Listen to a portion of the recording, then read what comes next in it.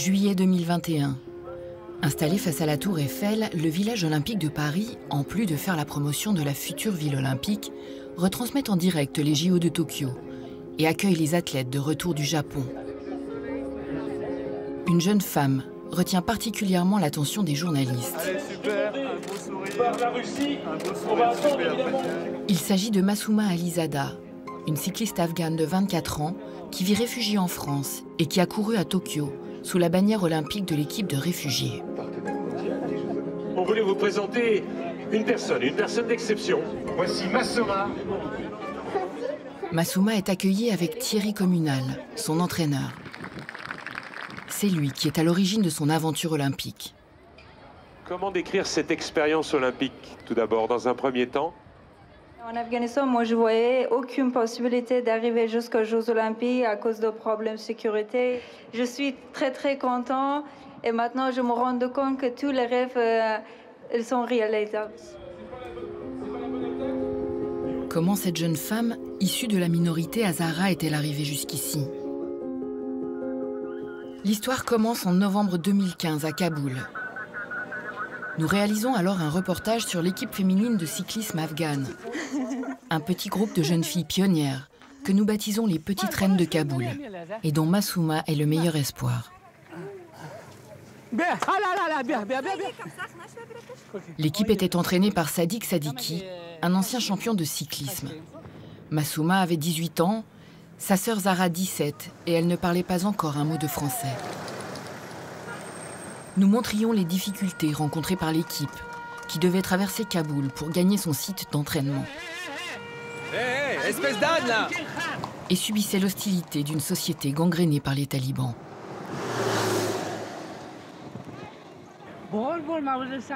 Parfois, les gens nous jettent des pierres, des tomates, des bouts de pastèque pourris. C'est comme ça, c'est notre réalité.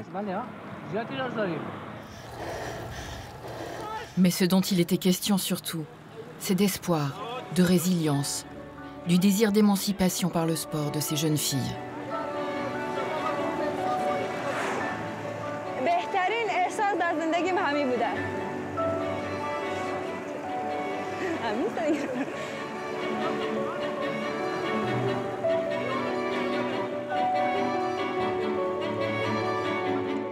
Après la diffusion du reportage de les Petites Reines de Kaboul, la secrétariat de l'ambassade de France, elle nous a vus par hasard. Elle a dit « Ah oui, j'ai vu votre reportage et tout ». Elle nous invitait de venir en France pour participer à une course à Albi. Mai 2016, Albi, dans le sud-ouest de la France. Au-delà de l'événement sportif, c'est l'occasion pour Massouma de porter son message.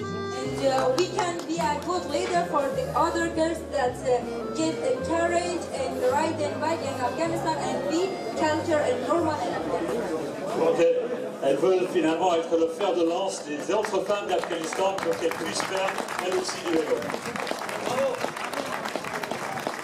Bravo, merci beaucoup. 5, 4, 3, 2, 1, c'est parti. Savent-elles sur la ligne de départ que le cours de leur vie est sur le point de changer? Car parmi les participants à la course, il y a 2 passionnés de cyclisme. Patrick Communal, qui filme ces images, et son fils Thierry, celui qui a permis à Massouma d'accéder au rêve olympique. Touchés par le reportage, ils sont venus spécialement de Lille pour la rencontrer. C'est la première fois que Massouma court 97 km. Ce jour-là, Thierry la prend sous son aile et l'amène jusqu'à la ligne d'arrivée. J'ai fait toute la course avec elle, en fait. Donc, quand elle a été lâchée dans la côte, je l'ai ramenée sur le plat. Et moi, elle a fait un bon classement parce qu'elle a fait 2e.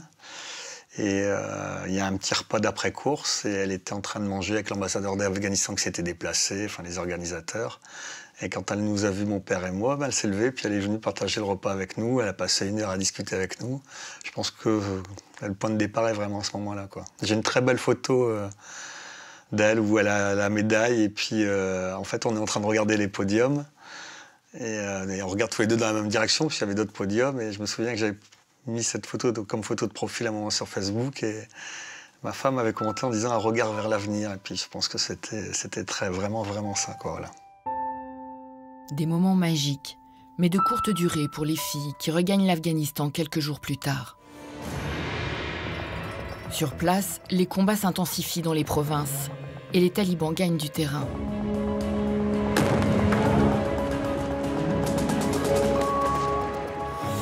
À Kaboul, ce sont les attentats qui sèment la terreur. Le 20 juin, quelques jours après leur retour, une série de 3 attaques fait plus de 25 morts. Inquiet, Thierry s'entretient avec son père Patrick, qui se mobilise pour les faire venir en France. Donc elles sont allées demander un visa pour la France à l'ambassade. Et puis, 3-4 jours après, elle m'a dit qu'elle avait un refus de visa. Bon, j'ai dit, on va pas s'arrêter là, on va se battre. Donc, on va déjà faire les recours juridiques. Donc, moi, j'ai saisi la commission de recours à Nantes, hein, qui est sur les refus de visa. Et puis, j'ai engagé un travail de lobbying auprès des parlementaires. Et puis, parmi ces parlementaires, il y en a quelques-unes qui ont réagi, qui ont saisi le ministre de l'Intérieur. Et puis, c'était le 8 juin, le 8 mars, pardon, le 8 mars, c'était une journée symbolique. On a eu un message du consul de France à Kaboul qui nous a dit que la décision avait été revue et que le visa serait accordé. Avril 2017. Patrick a obtenu des visas pour toute la famille Alizada. 7 personnes, les 2 sœurs, leurs 3 frères et leurs parents. C'est elle? Ah oui, elles sont là-bas avec les voiles bleues.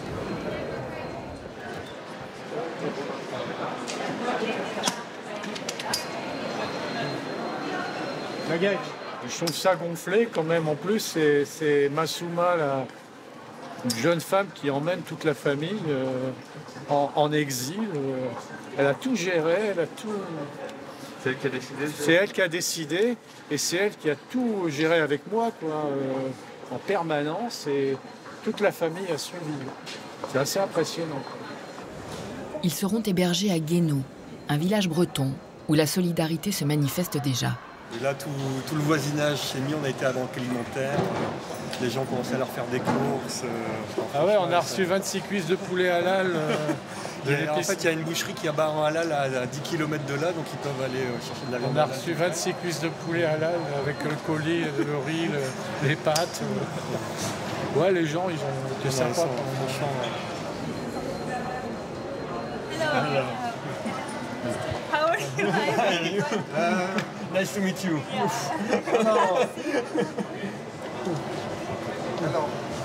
Alors, welcome in France. Welcome Welcome in France. Nice to meet you. Welcome.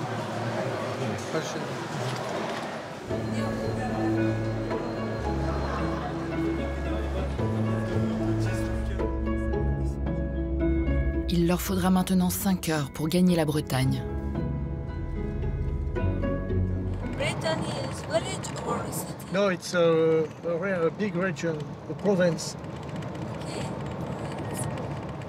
Have you ever seen the seaside? I just seen in Bahrain. Yes. And the other no. No, the other member of family never. No, never. La fatigue se fait sentir, car le voyage a été long. À Dubaï, une compagnie aérienne leur refuse l'embarquement sous prétexte qu'ils ne possèdent qu'un vol aller. Ils ont mis 2 jours pour arriver. Yeah. It's a beautiful house. La maison appartient à Thierry, qui la met à leur disposition. Wow, so awesome. Neighbor who bring the cake for you. Wow. Welcome. They are really kind. We see outside do a cake for you. Okay, we should go for bonjour. Bonjour. Bienvenue. Thank you, merci. Thank you. Bonjour. Welcome. Thank you, merci. Welcome. Merci. On se reverra. We are really glad to see you all and thank you for the flowers and everything that you bring in the house. Thanks.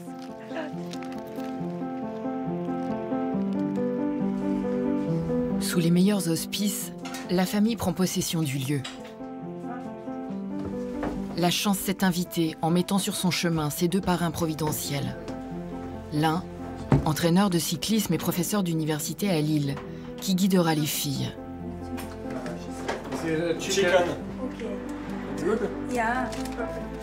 L'autre, avocat à la retraite, qui accompagnera la famille dans ses démarches de demande d'asile. Les circonstances ne pouvaient être meilleures. Et la famille est reconnaissante.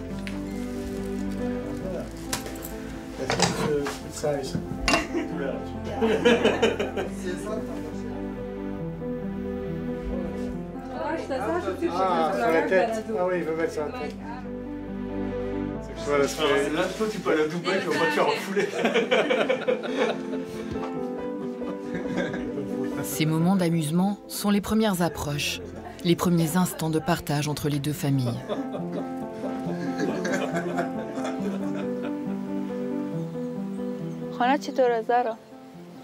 C'est vraiment beau ici. J'aurais jamais imaginé qu'on vivrait dans une maison comme ça. C'est si beau.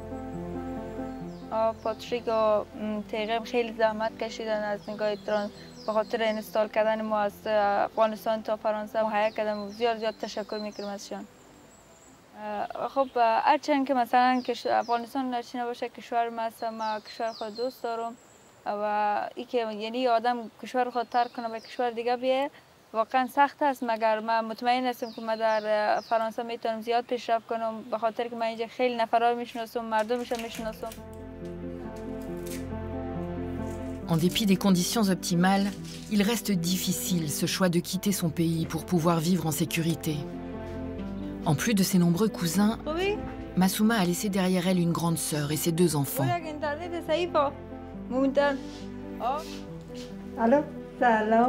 Est-ce que tu vas bien? C'est une séparation très douloureuse pour la famille.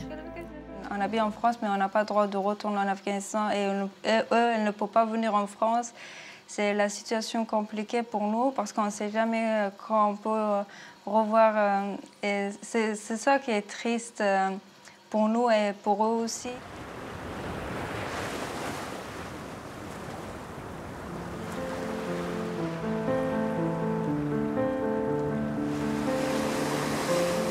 Mais un choix a été fait et il faudra désormais construire cette nouvelle vie.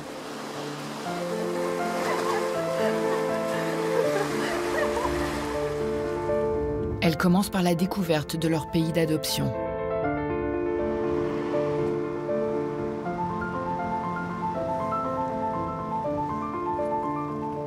I heard about Eiffel Tower more and more in television, internet, books. I never imagined that I will be one day in front of Eiffel Tower with Velo. And it's really amazing, unbelievable for me that I'm here with Velo and see Eiffel Tower.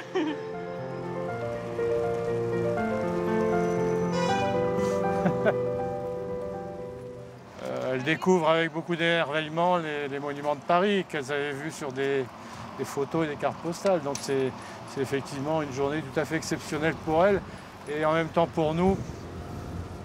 Car pour clore la journée, Patrick a obtenu des passes pour assister à l'arrivée du Tour de France 2017.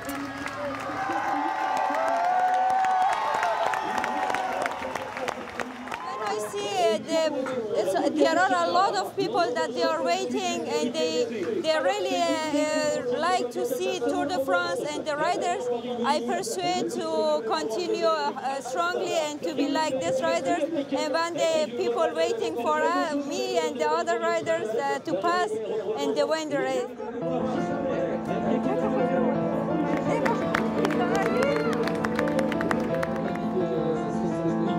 Après les moments d'été enchantés, Massouma intègre l'université à Lille, où elle apprend le français, et à vivre seule dans une résidence mixte.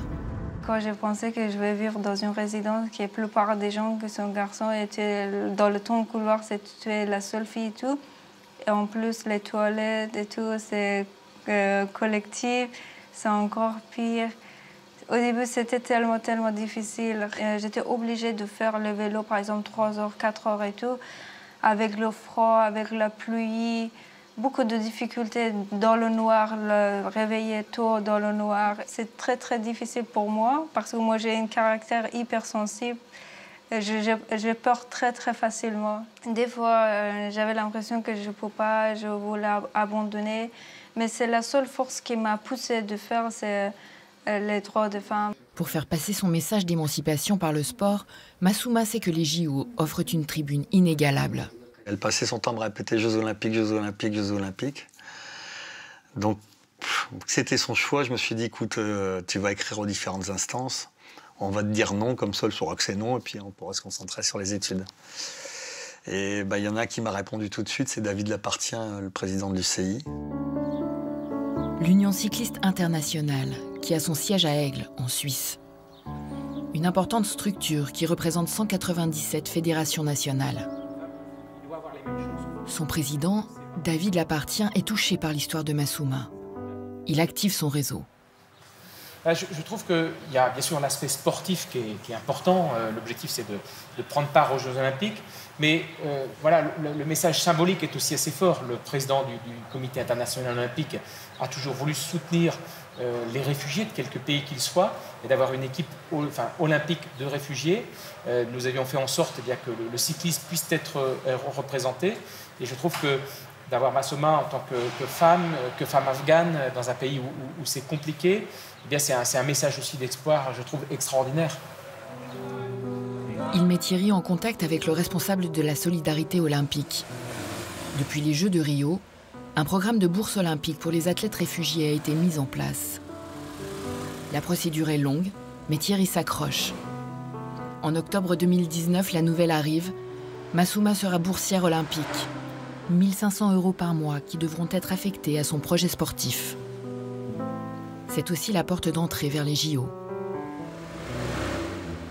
Il y a une phrase dans ma langue maternelle, on dit que derrière un homme qui a réussi, qui a succès, il y a une femme. Moi, j'ai dit, si un jour je réussis, il y avait un groupe des hommes derrière moi. C'est beau, la vie est beau, la vie est belle. Il faut maintenant s'entraîner dur pour atteindre un niveau olympique qu'elle n'a pas encore. 56 athlètes sont comme elle, des boursiers olympiques. Ils ne seront que 29 à partir à Tokyo. Les circonstances lui accordent un délai supplémentaire. La Covid-19 paralyse la marche du monde. Les JO de Tokyo 2020 sont reportés.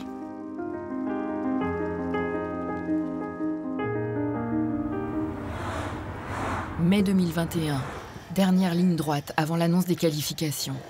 Massouma est prise en charge par Jean-Jacques Henry, un coach du Centre mondial de cyclisme, l'un des meilleurs centres d'entraînement au monde. Quand on a assez, il faut s'asseoir.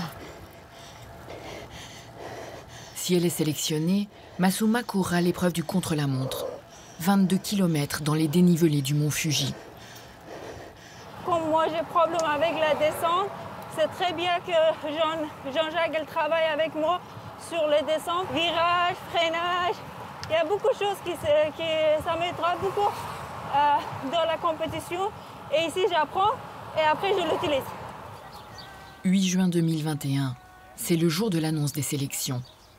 Elle a lieu dans les locaux de l'UCI. Bonjour tout le monde. Nous sommes en live dans quelques minutes. S'il vous plaît, regardez vos écrans.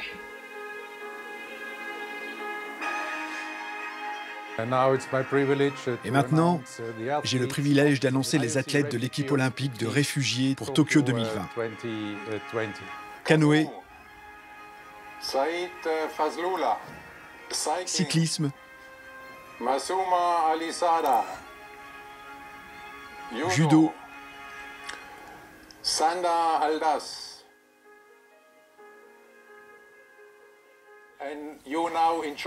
maintenant, réjouissez-vous, mais pas trop longtemps, l'entraînement continue. Ça m'a donné très très ému, ça m'a donné heureuse parce que j'ai jamais imaginé que je pourrais arriver jusqu'aux Jeux Olympiques. C'était seulement un rêve, mais je ne croyais pas aucune possibilité d'arriver jusqu'aux Jeux Olympiques. Mais aujourd'hui, quand elle m'a annoncé mon nom, quand je voyais mon nom sur la liste, ça m'a donné énormément heureuse. Je vois qu'il n'y a pas d'impossible. toutes les choses, c'est possible. Non, félicitations. Merci beaucoup, merci. C'est une très belle nouvelle pour elle, pour son pays, pour toutes ces femmes qui font partie de sa communauté. Elle va devenir un symbole pour beaucoup de monde sur la planète. Un mois plus tard, Jean-Jacques conduit Massouma à l'aéroport de Zurich. Après quelques jours d'escale au Qatar, elle gagnera Tokyo et l'aventure olympique. Pourtant, l'heure n'est pas aux réjouissances. Massouma est angoissée. Moi, j'aime pas mon caractère parce que j'inquiète beaucoup. Et ça, j'aime pas du tout, mais je ne peux pas le contrôler. Bon, c'est pour ça qu'il y a un encadrement.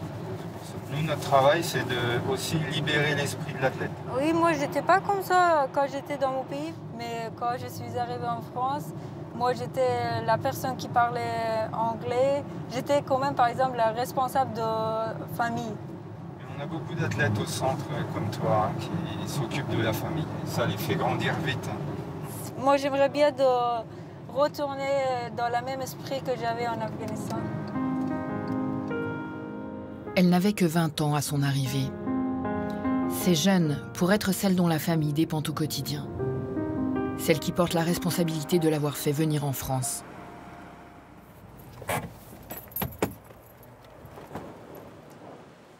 Mais les tourments sont oubliés lorsqu'elle rencontre d'autres membres de l'équipe de réfugiés. Nice to meet you. Tu parles français? Ok.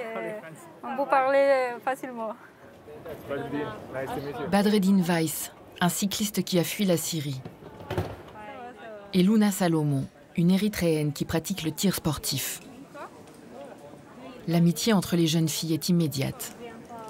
T'es prête? Je suis prête. Et toi?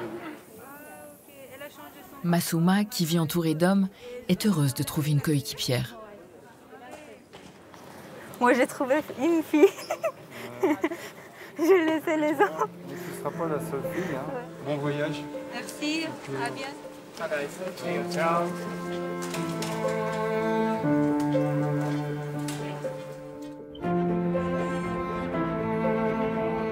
19 juillet. La deuxième équipe olympique de réfugiés de l'histoire atterrit à Tokyo. Massouma, bonjour. Bonjour. Bienvenue Massouma. Bienvenue au jour. Bienvenue. Parti de Paris, Thierry a retrouvé Massouma à l'escale de Doha. Aujourd'hui, je suis à Tokyo et dans quelques jours, je vais participer aux Jeux Olympiques. Du coup, c'est vraiment un changement de l'Afghanistan jusqu'à Tokyo. C'est incroyable. Je ne peux pas exprimer dans les mots. On commence vraiment à être dans l'ambiance. Et donc voilà, on a hâte d'être au village et puis de monter en puissance pour l'épreuve qui se déroulera le 28. Ce sont les derniers moments que nous passons avec eux à Tokyo. Des droits de diffusion très stricts nous interdisent à partir de maintenant de filmer sur les sites olympiques. Quant aux mesures sanitaires, elles sont drastiques aussi. Les épreuves se dérouleront sans public. Les athlètes vivront dans un périmètre encadré, coupé de la population. Des mesures prises par le gouvernement en réponse aux nombreuses manifestations d'une partie de la population, inquiète de voir arriver, en pleine flambée épidémique de Covid-19, 11 000 athlètes et leurs équipes d'encadrement, quelques 75 000 personnes en tout.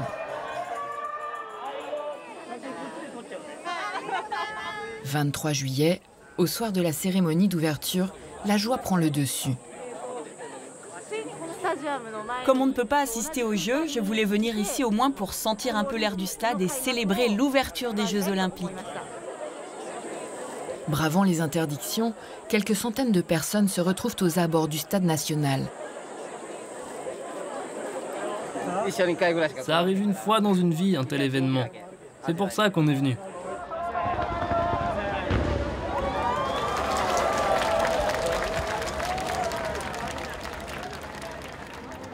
À l'intérieur du stade, l'équipe des réfugiés, symbole de l'esprit olympique, défile en deuxième position juste après la Grèce.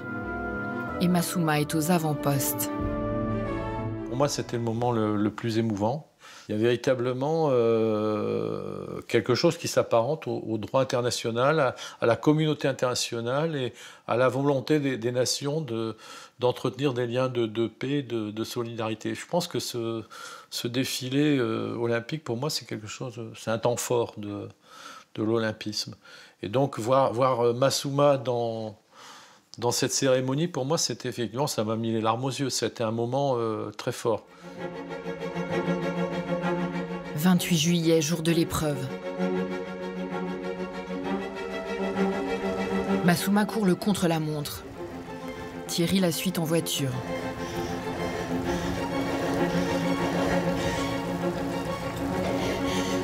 Elle termine 13 minutes après la médaille d'or, en dernière position. Mais le classement n'était pas ici l'enjeu. La course, je pense qu'elle ne pouvait pas la vivre mieux que ce qu'elle a vécu. Tout était réglé dans sa tête et elle a eu peut-être un peu de stress, mais que positif. Mais c'était la première course que j'avais pas vraiment le stress. J'avais nul le stress. Les autres courses, mon corps, elle fait doum, doum, doum. Et sur les 500 derniers mètres, il y a un passage très raide et je me suis dit, oh là, ça va être dur. Et puis, en fait, il y avait beaucoup de public à cet endroit-là. C'est le passage des spectateurs. Moi, j'irais là, c'est le plus raide. Donc, tu vois, en gros, ils vont moins vite, quoi. Et là, il y a plein de gens qui criaient son nom. Il y avait des hommes qui vraiment encourageaient « Alizada, Alizada ». J'ai réfléchi, comment elle sait mon nom? Oui, je crois qu'elle voyait un reportage ou quelque chose, je ne sais pas. Et là, j'ai vu que d'un seul coup de fatigue est passé, ça l'a stimulée. Et je pense que ça lui a fait un bien fou. Je crois qu'elle a pris beaucoup de bonheur de vivre voilà, ce qu'un cycliste rêve. J'avais le même sentiment que tu es dans le Tour de France et les gens t'encouragent. C'est vraiment agréable.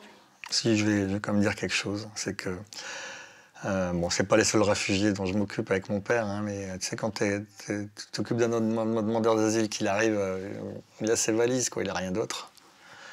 Et puis que tu l'aides, enfin, tu l'héberges, tu l'aides à se faire nourrir, tu l'aides au papier. Il a l'impression qu'il est redevable de je sais pas quoi et qu'il sait pas comment te le rendre, quoi. Parce qu'elle m'a rendu, quoi. Donc, quand tu le fais le bien, il te revient toujours. Voilà. Et au centuple. Tu vois, le plus beau maillot que je pouvais porter, c'est celui-là, quoi. Il n'y en a pas plus beau, quoi. Il n'y en a pas de plus beau, non. Les autres représentent tous un pays. Là, ça représente la solidarité, quoi. De ceux qui n'ont pas de pays, quoi. Et ouais.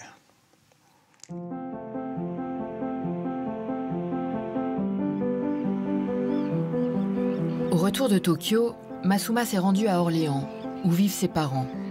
Entre études en génie civil et entraînements intensifs, elle ne les a pas vus depuis plusieurs mois. Patrick, qui y vit également, en profite pour lui rendre visite. Bonjour Massouma, ça fait vraiment très plaisir de te revoir. Tu nous as donné des émotions et des belles émotions. Bonjour, ça va? Oui, ça va et vous? Alors, fier de sa fille? Oui. Si vous pas. Ouais, on va s'asseoir, allez. Des fois, je vois que... Oh, merci. Elle m'a ramené les cadeaux, le t-shirt de l'équipe. Mais tu mets un petit message en dari si tu veux, hein, avec la signature.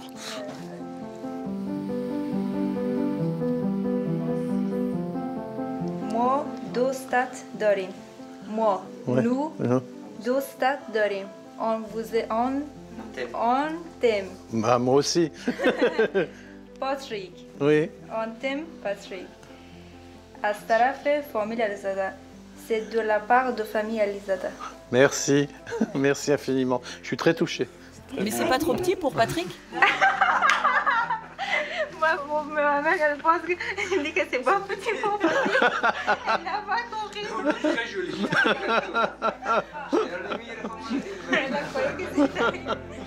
Le rêve accompli de Massouma a fait la joie de tous. Mais épuisée par l'aventure, elle n'aspire désormais qu'à des choses simples.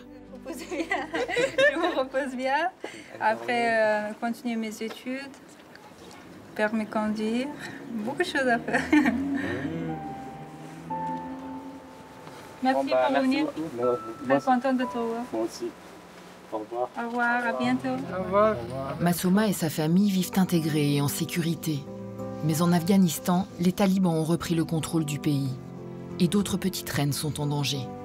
Alors, pour Thierry et Patrick, le combat continue.